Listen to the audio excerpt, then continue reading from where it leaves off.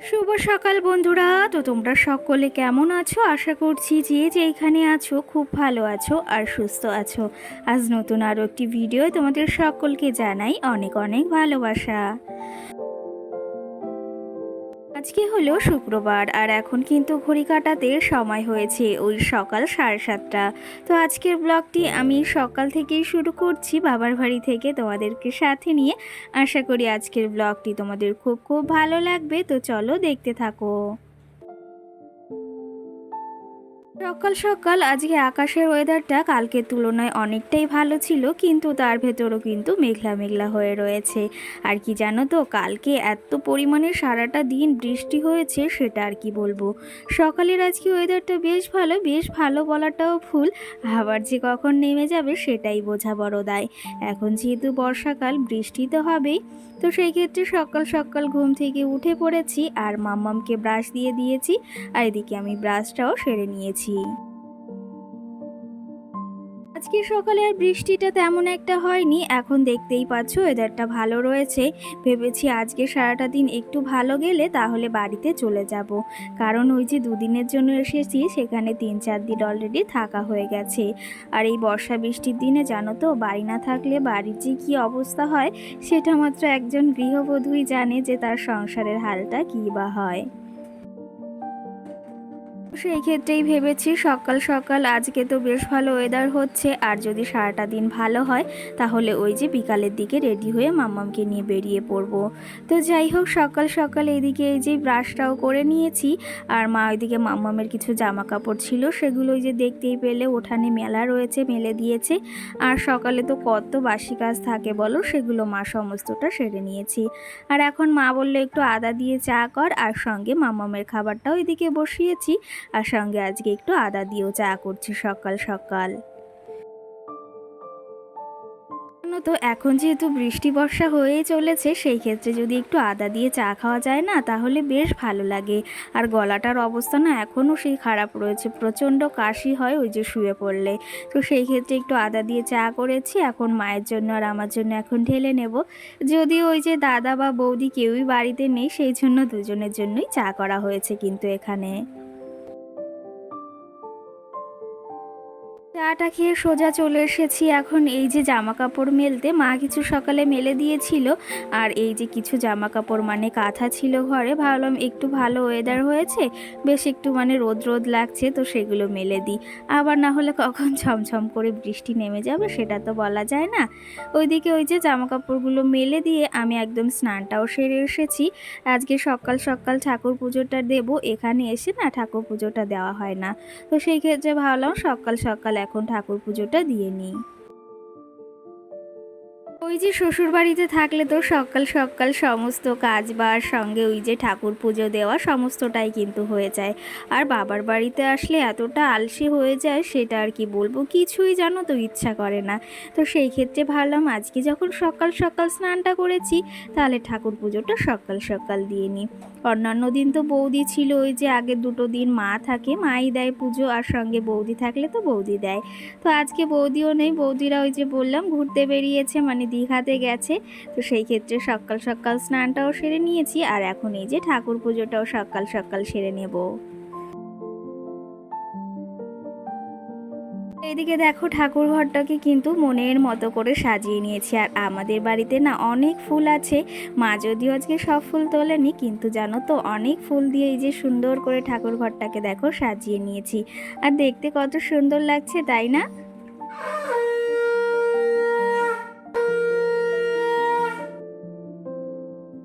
কি জানো তো, একটা সত্যি কথা, সকাল সকাল ঘুম থেকে উঠে ওই যে বাসি কাজ সমস্তটা সেরে যদি আগে ঠাকুরকে পুজো দিতে পারি না, তাহলে কি বলবো, মনে হয় ওই যে অনেকটাই শান্তি পাই। আর এই ঠাকুরকে যতক্ষণ না পুজো দিতে পারি না, ততক্ষণ কিন্তু মনের ভেতর একদমই শান্তি আসে না। তো যাই হোক, ঠাকুর পুজো দেওয়া কমপ্লিট হয়ে গেছে। আর আমার মাম্মাম সোনা দেখো এদিকে ঠাকুরকে নম নম করছে। আমি একটু বলেছি মাম্মাম নম করো, আর দেখো কত সুন্দরভাবে নম করছে। ওকে দেখে না আমি মাঝে মাঝে খুবই অবাক হয়ে যাই কিন্তু।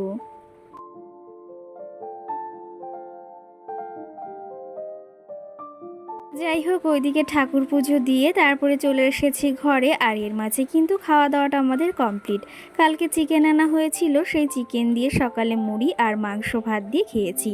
আর এইদিকে দেখো, মা সকাল সকাল এক গাদা এই যে খুচরো টাকা দিয়েছে। কারণ কি জানো তো, আমার বড়দাদা বা ছোটদাদা বাড়িতে আসলেই না এই টাকাগুলো নিয়ে আসে আর সমস্তটাই মার হাতে দেয়। তো সেগুলোই এখন এই যে মার ঘটে আমি আর মাম্মাম ছেড়ে দিলাম কিন্তু। চলো তবে এদিকে মাম্মামকে স্নান করানো কমপ্লিট, ওকে এখন ঘুম পড়াবো, তারপরে আবার বাড়ির দিকেও যেতে হবে। কারণ এখন এই যে ওয়েদারটাও ভালো রয়েছে, ভেবেছি মাম্মাম ঘুম থেকে উঠলে তারপরে রেডি হয়ে বেরিয়ে পড়বো। তো চলো এখন মাম্মামকে এই যে ঘুম পড়ানো যাক, তারপরে তোমাদের সঙ্গে একবারে রেডি হয়ে আবার দেখা হচ্ছে কিন্তু।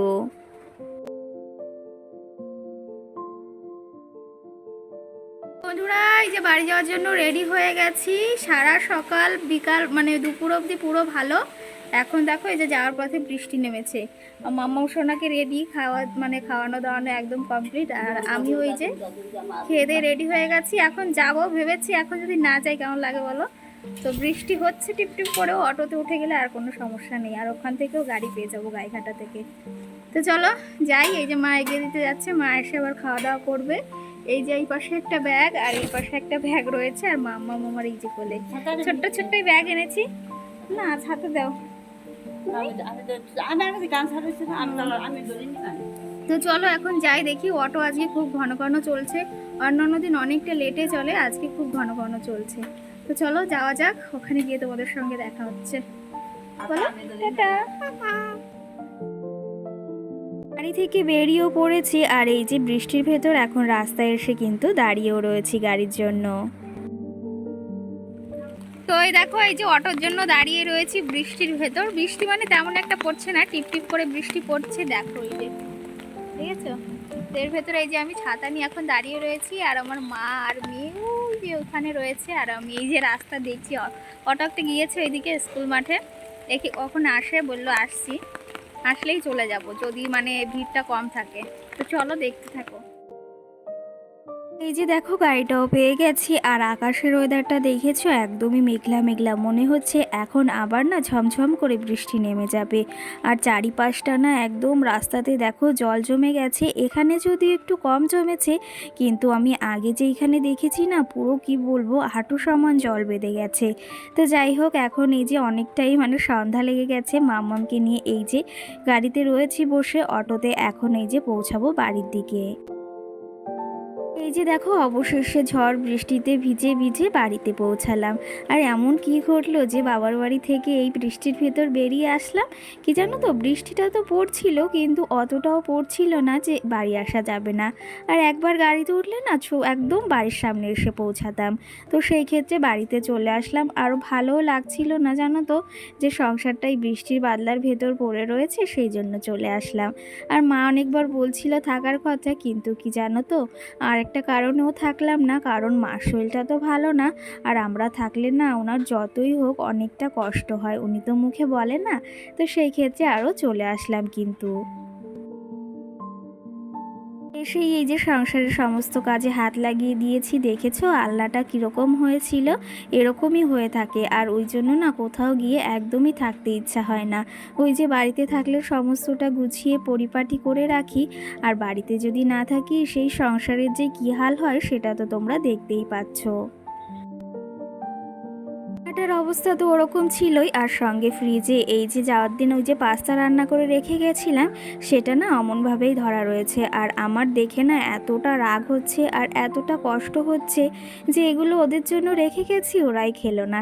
তো সেই ক্ষেত্রে এখন এগুলো ফেলে দেব, কারণ 3-4 দিনের বেশি হয়ে গেছে এগুলো রয়েছে। এগুলো খাওয়াটাও এখন উচিত হবে না। তো কি জানো তো, একটা সংসারে যখন একটা গৃহবধূ না থাকে না, তখন তার মূল্য বা কদরটা না মানে হাড়ে হাড়ে বোঝা যায়।